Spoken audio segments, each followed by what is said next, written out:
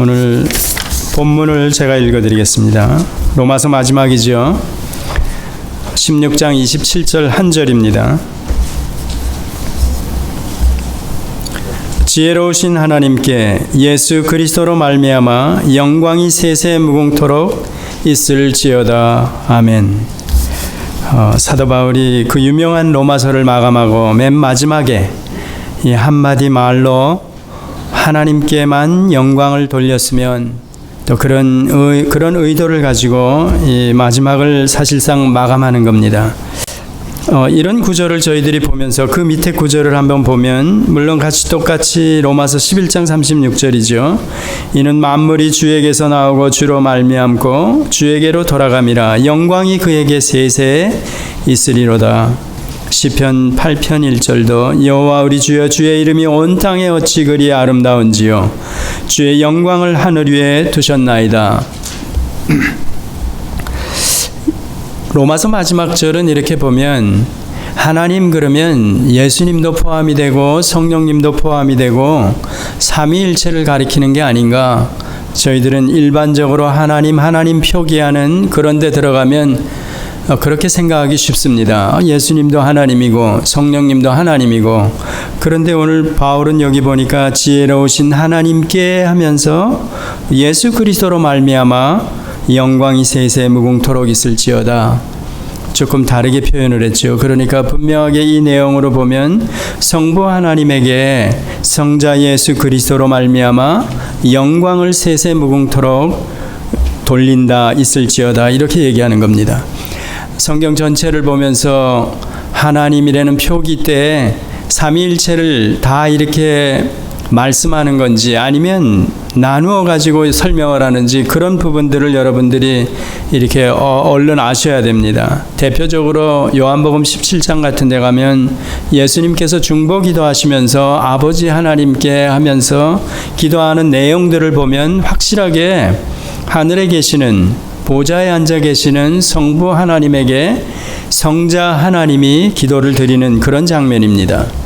그러니까 그런 내용들을 여러분들이 조금은 이해하셔야 됩니다. 왜냐하면 삼위일체에 관해서 여러분들이 정리가 잘 안 돼 있으면 양태론이라 그래가지고 설명하는 하나님은 이렇게 구약에서는 성부 하나님으로 또 신약에서는 예수님으로 또 지금 교회 시대에는 성령으로 이렇게 드러나는 한 하나님 유일하신 분 이렇게 이해를 하신다면 그게 잘못됐다는 얘기입니다. 이렇게 three personality로 한 분이시지만 세 인격체로 이렇게 구별되게 이렇게 계신다는 겁니다. 그래서 저희들이 구속사를 설명하면서 하나님께서 전체 구속사를 계획하시고 성자 예수님께서는 실제 이 땅에 오셔서 그 구속사를 성취하셨다 그렇게 얘기합니다.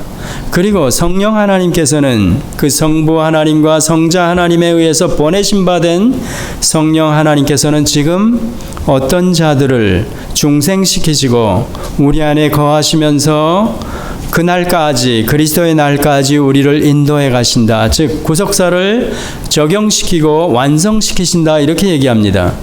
그러니까 성부, 성자, 성령 하나님이 전체 구속사를 이끌어 가시는데 그 맡은 바 사역이 다르다 이렇게 설명하는 겁니다. 그런 부분들을 여러분들이 기본으로 가지고 계셔야 합니다. 웹에 들어가시면 정리가 되어 있습니다.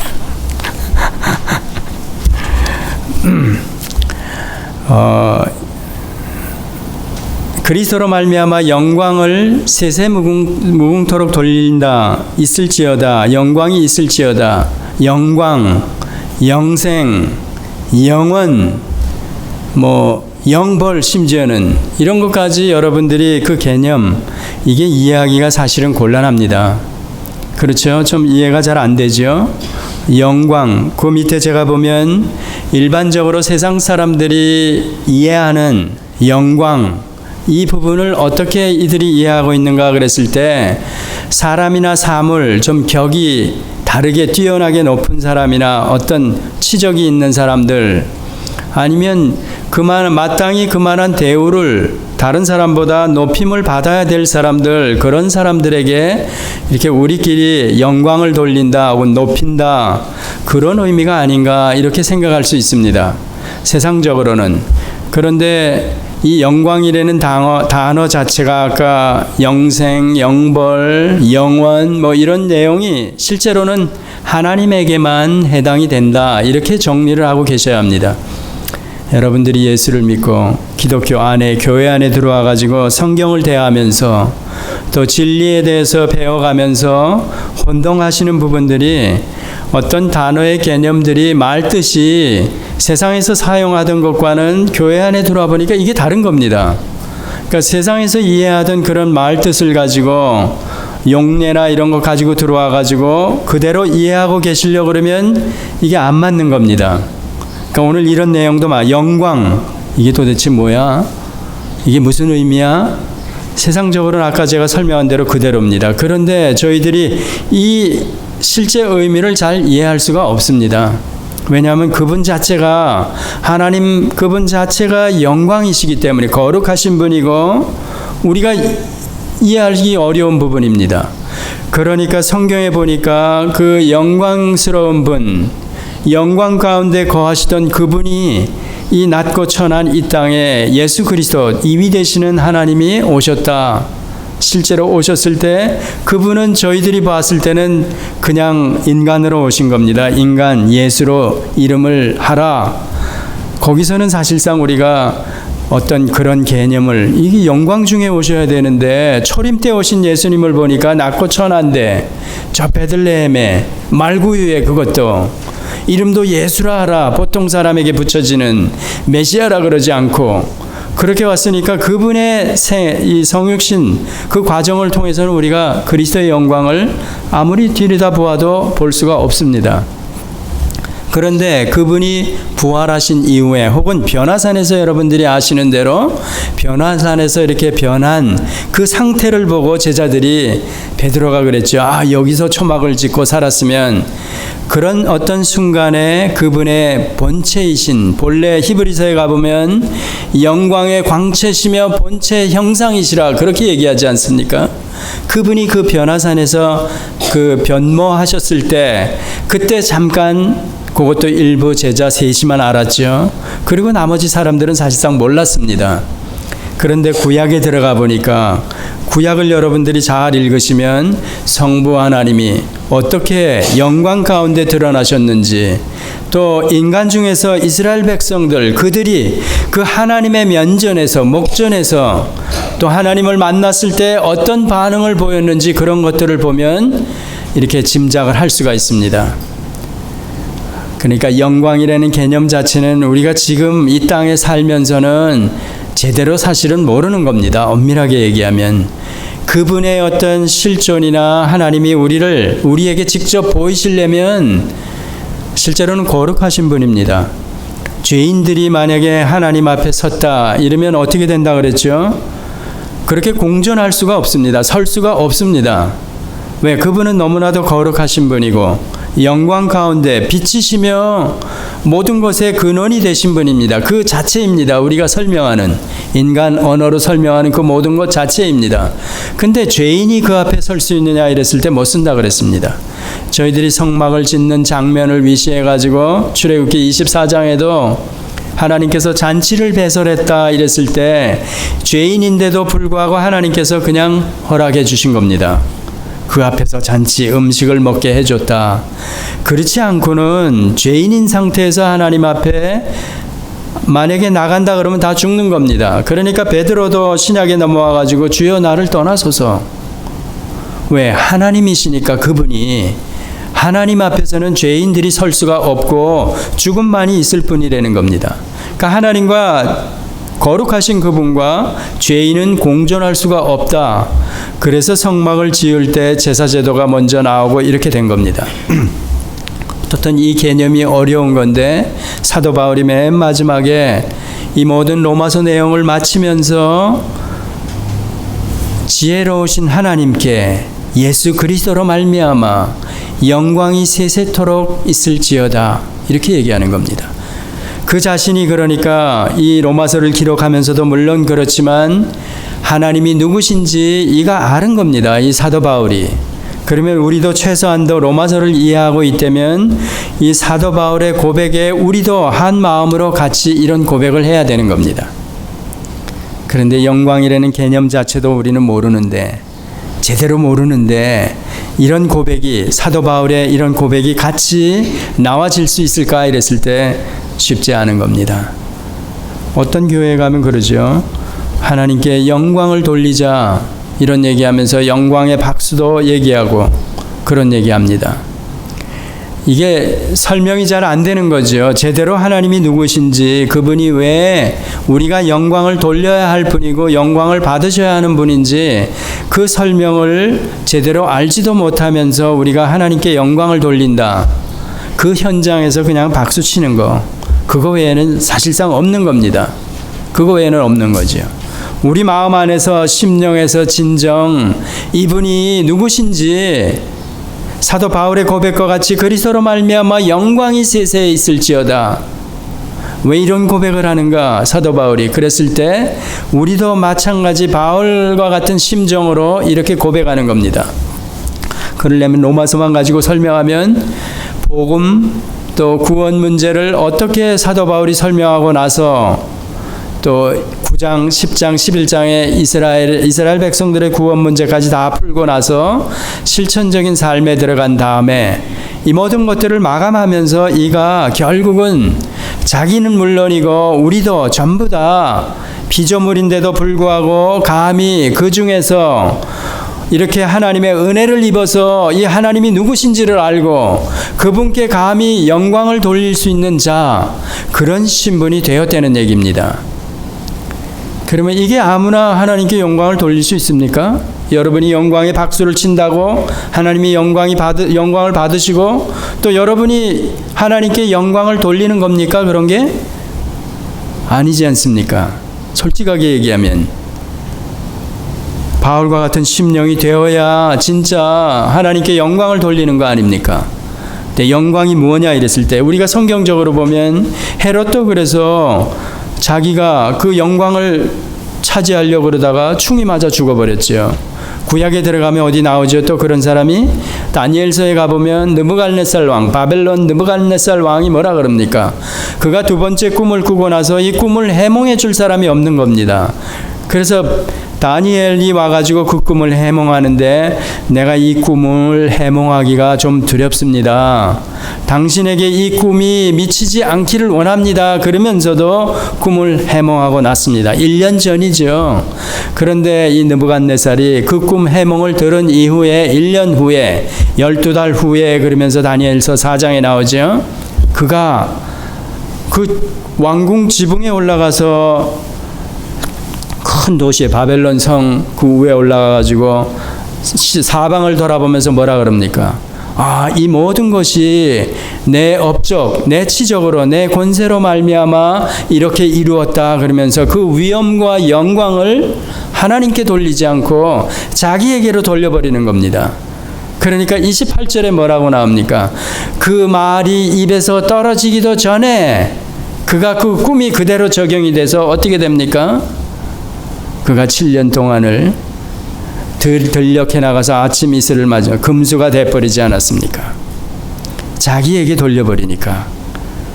근데 우리가 이런 영광, 그래서 이런 성경 용어들, 또 우리가 기독교 안에 들어와 가지고 성경에 드러나는 용어들, 이거는 분명히 하나님에게만 적용이 되는 그런 내용들, 그런 단어들, 용례들, 그런 걸로 구별을 하셔야 됩니다. 그래서 그런 의미에서 제가 창조도 마찬가지입니다. 창조, 하나님의 속성에 관계되는 모든 것들 다 하나님에게만 저희들이 인간의 언어로 표할 수 있는 이렇게 높임이나 뭐 그런 것들입니다.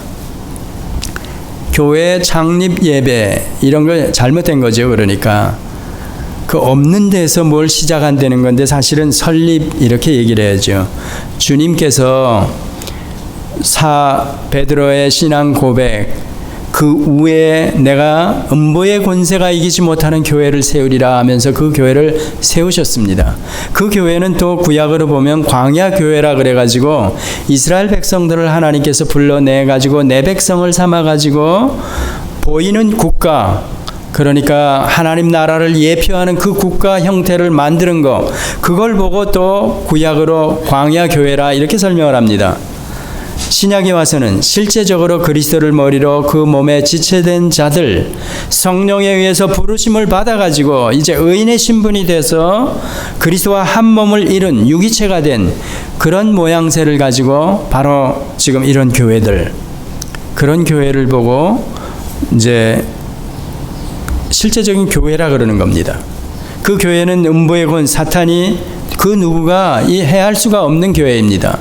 네, 이런 교회를 통해서 하나님께서는 영광을 받으시는 거죠. 영광을 받으신다 그러는 겁니다. 자, 그런 의미를 여러분들이 조금 이해하시고 나면 실제적으로 이제 하나님의 영광이 구약 또 신약 이런 데 어떻게 드러났는가는 사실은 여러분들이 성경을 읽어줘야 되는데, 실제로 그런 예들을 아셔야만이 여러분들이 하나님이 어떤 분인가를 더 잘 안되는 겁니다. 그래서 지난번에도 그렇고 제가 여러 차례 말씀을 드리는 이유가, 신약에서는 실질적으로 예수님이 영광 가운데 계시다가 오셔서 저희들이 압니다. 그렇지만 아까 설명드린 대로 한 3년여간 동안은, 그리고 30년 동안은 그가 인간으로 오셔가지고 인간으로 계셨기 때문에 실제적으로 그런 영광스러운 모습을 드러낸 적이 없습니다. 그분 스스로도 내가 인자 그러면서 그가 어떤 능력을 행했을 때도 성령이 함께하사, 아니면 하나님이 함께하사 그가 능력이 나와서 어떤 능력이 베풀어졌다는 겁니다.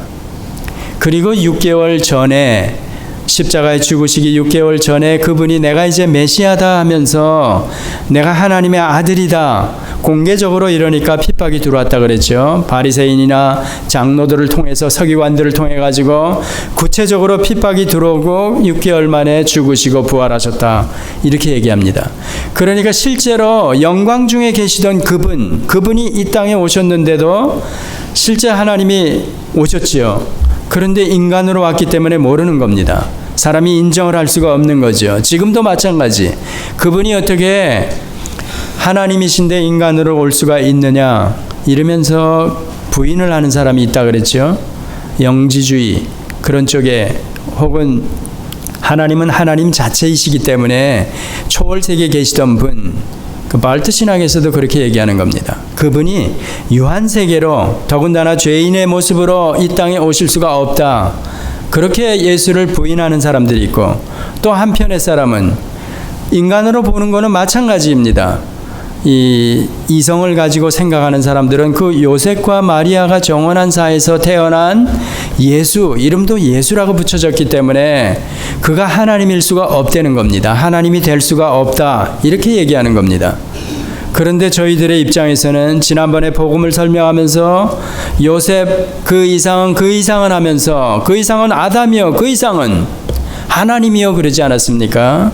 복음의 실체가 되시는 그분이 본래 아담 그 이상이라는 겁니다. 그 얘기가 이 유한세계가 아닌 하나님의 세계, 영광 중에 삼위 하나님이 계셨고 그 중에서 성자 하나님이 이 땅에 오셨다는 얘기입니다. 낮고 천한 이 땅에 왜 그런 수순을 거쳐서 오셨는가 설명을 드렸죠. 우리의 죄를 해결하시기 위해서 마지막 아담으로, 사람으로 와야 됐고, 그런 설명을 하지 않았습니까? 그런데 그 사실이 성경에 기록되어 있고, 또 실제로 무한세계, 영원한 세계에 계시던 분이 오신 사실을 이 제자들이나 사도들이 보고, 눈으로 보고 손으로 만진 바 되고 교훈으로 들었다. 그 내용들을 성경에 담아서 우리에게 준 겁니다. 우리가 그렇게 인간으로 오셨던 하나님을 어떻게 알 수 있는가 이랬을 때 그 사도들이 기록한 성경을 통해서 저희들이 안 되는 겁니다. 그래서 지난 주일날 새벽에 제가 성경과 성령을 통해서 우리가 그 예수가 바로 영생을 소유한 자, 우리에게 영생을 주시는 자, 그 자임을 저희들이 믿는다 이렇게 설명을 했습니다. 그러니까 성경과 성령을 통해서 우리가 예수가 하나님의 아들이심, 아들이 있는 자에게는 영생이 있고 아들이 없는 자에게는 영생이 없다. 그런 얘기가 저희들이 믿어진다 그랬습니다. 그가 바로 영광 중에 계시던 분, 2위 되시는 분, 앞으로도 저희가 그러면 영광 중에 다시 오시마 약속한 그분, 두 번째 세컨드 카밍, 두 번째이며 마지막이죠. 그때 예수님이 오실 때는 어떻게 오신다 그랬습니까? 이제는 말구유에 인간으로 오실 필요가 없습니다. 그래서 이제는 천사장의 호령과 나팔 소리에 심판주로 영광 중에 그분이 오신다, 이렇게 설명하는 겁니다. 하늘 보좌에 계시다가 멜기세덱의 반차를 쫓아 중보자로 계시다가 이제는 심판주로 이 땅에 오신다는 겁니다. 영광 중에, 영광 중에.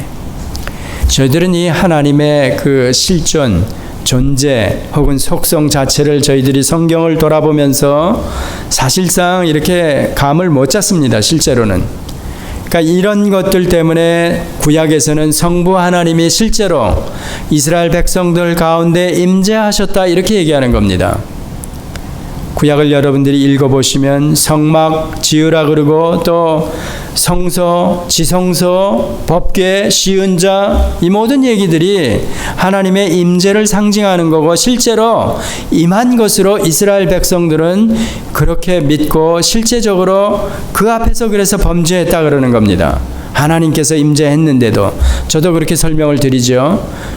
출애굽기 24장에 이스라엘 백성과 언약을 맺으면서 하나님께서 성막을 바로 지라 그런 이유가 더 이상 이제는 호렙산에, 이제는 하늘에 계시지 않고 이 땅에 내려오셔서 그 백성을 내가 이제 그들과 동행하며 가겠다는 얘기입니다. 제가 한번 민수기를 여러분들에게 한번 읽어드릴게요. 민수기 가데스 바네아 14장에 보면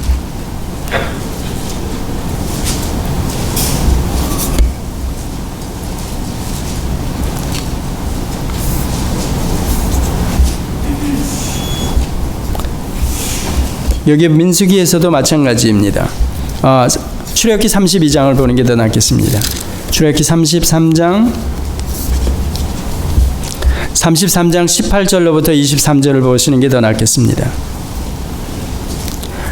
여러분들이 아시는 대로 이제 언약을 맺으시고 이 언약서에 이제 뭐 잉크도 마르기 전에 이렇게 설명을 드렸죠. 32장에 보면 이스라엘 백성들이 아론을 위시해 가지고 주동으로 해 가지고 금송아지를 만드는 사건이 나온다 그랬습니다. 모세가 호렙산에 올라가 있는 동안에 그 내려다가 율법을 받아 가지고 내려다 그 돌판을 집어 던지면서 그 백성들 레위 지파를 필두로 해 가지고 한 4,000명이 그 자리에서 이제 희생되고, 그리고 나서 하나님께서 뭐라 그러냐면 내가 그 앞절에 보면 33장에 보면 뭐라 그러냐면 너희로 3절에 보면 너희로 젖과 꿀이 흐르는 땅에 이르게 하려니와 나는 너희와 함께 올라가지 아니하리니, 그런 얘기 나오죠. 그러니까 이미 하나님께서는 그 이전에 24장에 또 25장에 식양대로 성막을 짓게 하고 하나님은 이 백성과 같이 임하시는 겁니다. 실질적으로. 내가 너희는 목이 곧은 백성인즉 그러면서 내가 너희들의 행실을 보니까 가만히 참지 못하고 너희들을 다 진멸시킬까봐 너와 같이 동행을 못하겠다, 이런 얘기입니다. 그러면서 그 뒤로 넘어와 가지고도 그러니까 모세가 그러는 겁니다.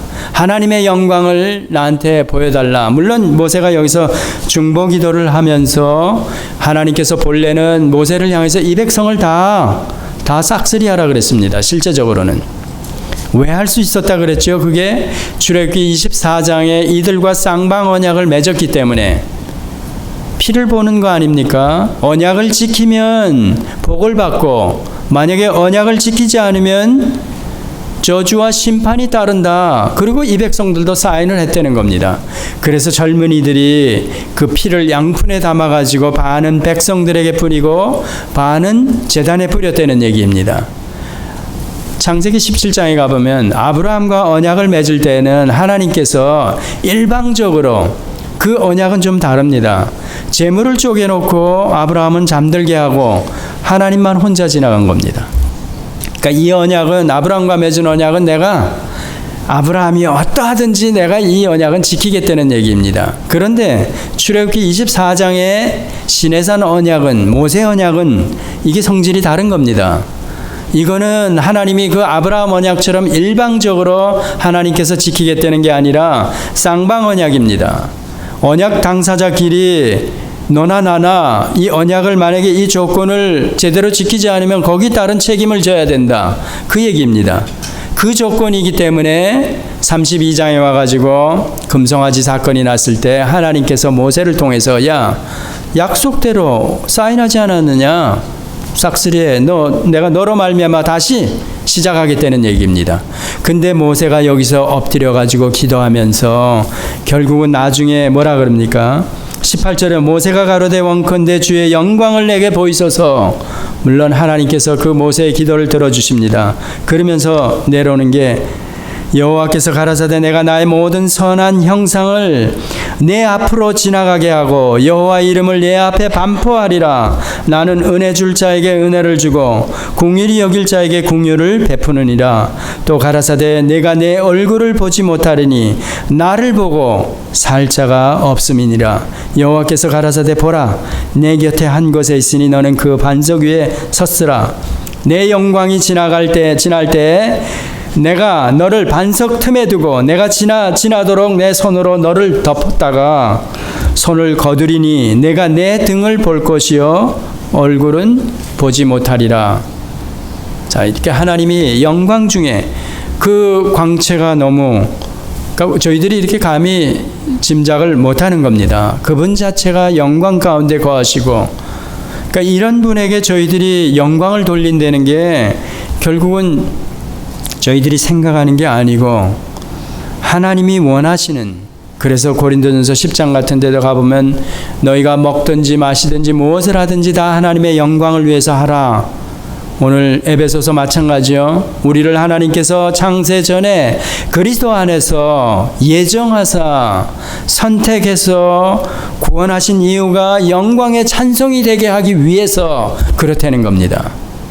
그러면 저나 여러분이 찬송을 드릴 때건 무엇을 할 때건 먹든지 마시든지 무엇을 할 때건 그런 것들이 전제로 우리가 가지고 있어야 되는 것들입니다. 그러니까 오늘 로마서 본문으로만 얘기하면 바울이 얘기하는 지혜로우신 하나님께 예수 그리스도로 말미암아 영광이 세세에 있을지어다 한 얘기는 사도 바울이 이런 내용들, 하나님이 누구신지를 구약을 다 가지고 있으면서 알고 있으면서 이런 고백을 하는 겁니다. 이 고백에 우리도 동참을 하려면 최소한도 바울이 이해하는 하나님, 그가 만난 하나님, 또 그가 이해하는 구약의 모든 것, 그가 가말리엘 문화에서 어떤 사람이었습니까? 율법의 의로는 흠이 없는 자, 하나님의 열심으로 다마스커스로 달려가면서 믿는 사람들을 다 때려잡으려고 그랬던 그 아닙니까? 구약 전통의 율례와 규례와 법도 모든 것에 이가 이 통달한 이입니다. 근데 그가 아는 구약 하나님, 그런 것들을 가져와 가지고 이가 다메섹 도상에서 부활하신 주님을 만나고 나서 완전히 변한 겁니다. 그래서 예수 그리스도로 말미암아 그 하나님께, 성부 하나님께 영광이 세세 있을지어다. 그러니까 바울은 이 내용을 다 가지고 있는 겁니다. 성부 하나님에 대해서, 성자 하나님에 대해서 다 가지고 있는 겁니다. 또 우리가 의인의 신분으로 설명하는 구원 문제를 이렇게 다뤘다 그러면 그 이후에 구속사를 적용시키고 완성시키시는 성령 하나님, 그분이 어떤지 또 알았습니다. 그것은 갈라디아서나 고린도전후서 13편, 또 히브리서까지 만약에 사도 바울이 저자라 그러면 14권의 서신에서 이가 성령을 어떻게 이렇게 저희들에게 강조하며 주장하는지, 가르치고 있는지 그 내용을 들어가 보면 사도 바울은 삼위 하나님, 영광 중에 계셨던 그분에 대해서 너무나 잘 아는 겁니다. 구체적으로 그러니까 이렇게 신뢰로 다 알면서 이렇게 설명을 하는 겁니다. 저희들이 그러면 지금 문제는 사실 이겁니다. 저희들의 처음에 시작할 때 제가 그 영광이나 이런 것, 하나님의 영광, 특히 저희들은 구약에서 이스라엘 백성과 같이 불로 구름 기둥으로 또 연기로 임하셨던 그런 장면들을 저희들 잘 모릅니다. 그러니까 이들이 머무를 때, 진을 치고 머무를 때 그 회막 가운데서 불기둥이 임하고 하나님께, 여호와 하나님께서 모세와 대면하는, 또 이야기하는 덫으로 그런 장면들을 보면서 장막에서, 장막문에 서 가지고 그런 광경들을 목도했다 그럽니다. 그러니까 연기로, 불로 혹은 어떤 형상으로 임재하면서 모세와 같이 대면하는 장면들, 이런 걸 보면서 이들이 하나님이 어떤 분인가 두렵고 떨지 않을 자가 하나도 없다는 겁니다. 계시록에 가도 그렇게 나오죠. 사도 요한도 뭐라 그럽니까? 내 뒤에 선 그분, 내가 마치 죽은 자가 되었듯이 그렇게 되어버리는 겁니다. 그 표현이 사실은 상당히 이게 어려운 겁니다. 사실 요한은 저희들의 공생애를 보니까 그 특별한 세 제자들, 야고보, 베드로, 요한 이러면서 변화산상에 같이 올라갔던 자 아닙니까? 또 그런 만찬석상에서도 예수님께 기대어 가지고, 이가 사랑의 사도라 그러는 그가 예수님이 그때 반모섬에 나타나셨을 때 보고 그가 마치 죽은 자 같이 되었다.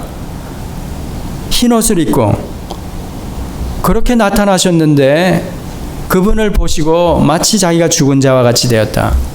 대단한 겁니다. 그러니까 하나님의 형상, 실제 하나님의 실존을 저희들이 그 앞에서 만약에 본다, 볼 수가 없습니다.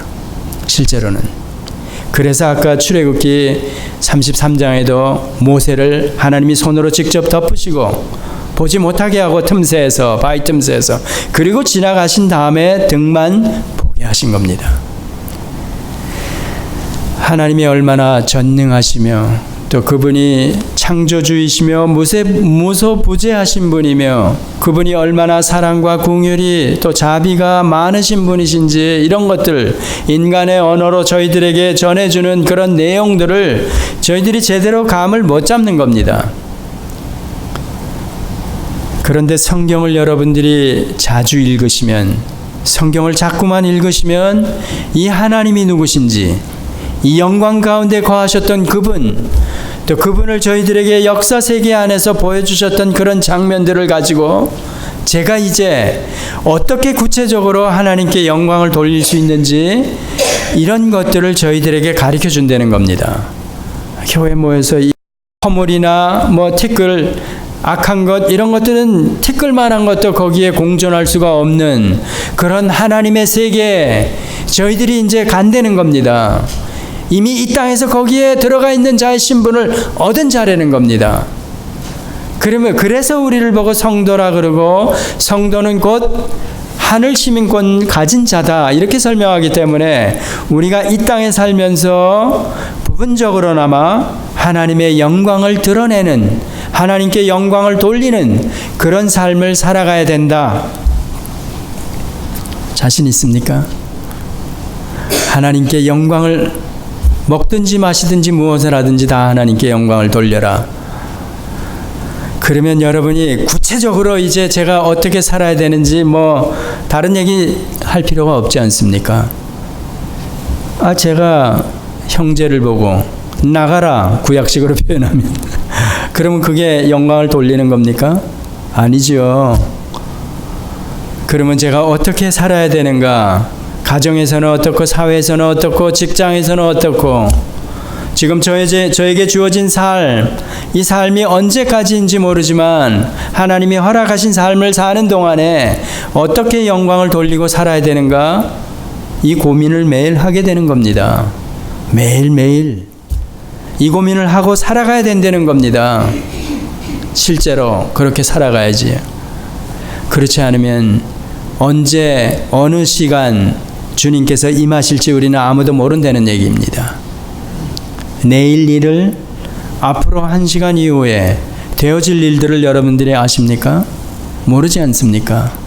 더군다나 생명에 관계되는 일이라면 그건 더더군다나 모르는 겁니다. 저도 그렇고 여러분도 그렇고, 지금 육신이 건강한 것 같지만 어느 순간에 그 생명이 하나님의 손에, 전능하신 그분의 손에 달려있다 그러면 제 몸 안에 어떤 세포가 하나, 바이러스가 그 메르스 침투에 들어와 가지고 제가 언제 어떻게 될지 누가 압니까? 지금 그 바이러스 때문에 굉장히 사람들이 민감합니다. 이게 어쩌면 계시록과 연결될지 nobody know, 아무도 모릅니다. 사람이 어느 날 어느 순간에 이렇게 떼거리로 목숨을 잃을지 아무도 모르는 겁니다. 그렇다면 이 모든 것들을 저희들은 구원 얻은 이후에 그리스도 보배로운 피로 말미암아 부활하심으로 말미암아 의인 신분을 얻었다 그러면 그 이후에는 우리가 우리의 삶이 내가 직장 생활하든지 무슨 생활을 하든지 다 하나님의 영광을 위해서 하는 겁니다. 그렇게 하면서 살아가 하나님께서 건강도 허락하시고 또 하나님이 부르시면 그것도 아무 부담 없이 저도 가고 여러분도 가고 그러는 겁니다. 왜? 하나님의 계획 안에 이미 하나님이 그 자녀된 사람들을 오늘 에베소서에 보면 창세전에 그리스도 안에서 생명책에 기록을 해놨다 그러면 전에는 한 이 형편없는 한 인간도 하나님이 세상을 짓기도 전에 그렇게 하나님께서 예정을 하셨다 그러면 그리스도 안에서 그 이후에 제가 태어나야 될 때 그때도 하나님의 계획 안에 이미 다 들어가 있었던 겁니다. 그러면 전에는 인생을 부르시는 날도 이미 하나님의 계획 안에는 들어가 있습니다. 왜? 종말을 이미 하나님은 가지고 계시기 때문에 종말이 언제인지 하나님은 아십니다. 그렇다면 그 종말을 제가 살아있는 동안에 맞을 건지 아니면 제가 저를 먼저 부르신 다음에 하나님께서 종말을 세상을 끝낼 것인지 저희는 모르기 때문에 저도 그러니까 성경을 자꾸 보다 보니까 어떤 때는 이게 세상적으로 제가 그런 안목을 가지고 세상을 바라보면서 저를 돌아보고 제 삶의 바운더리를 돌아보면 이게 걱정거리가 한두 가지 아닙니다. 스트레스 받고 뭐 막 이러는데 어느 순간에 에이 그냥 쳐버리고 성경을만 가지고 하나님이 어떤 분이시다 묵상하면서 그분이 이 모든 일들을 작정하시고 계획하시고 그분이 구속사를 역사세계를 수레바퀴를 끌고 가신다 그러면 그 안에 제가 들어가서 있으면 이 스트레스 날려버리는 겁니다. 한 방에 날려버리는 겁니다. 여러분도 그런 시간을 자주 가져야 합니다. 몰래 여러분이 혼자 시간을 뚝 잘라가지고 계시면서 이런 것들을 그려보고 생각해보고 그 다음에 또 세상에 나가서 살아가고 그러는 겁니다. 그럴 때 자꾸 반복하다 보면 우리의 삶 전체를 통해서 하나님께 영광을 돌리는 그런 삶을 살아갈 수 있다는 겁니다. 그런 삶을 살아가다 주님이 부르실 때 예스 기쁨으로 빌립보서 바울의 고백처럼 내가 솔직한 심정으로는 지금이라도 당장 나는 빨리 그 나라에 주님 만나러 가는 게 좋다. 그게 원이다. 그러나 내가 그럴 수 없다. 왜? 이 복음을 아직도 듣지 못한 사람들 증거하기 위해서 진리를 전하기 위해서 많은 사람들 복음을 증거하기 위해서 내가 더 살아야 되겠다. 최소한도 이렇게 여러분도 마음가짐을 갖고 살아갈 때 무엇을 하든지 하나님께서 이끌어 가신다는 겁니다. 기도하시겠습니다.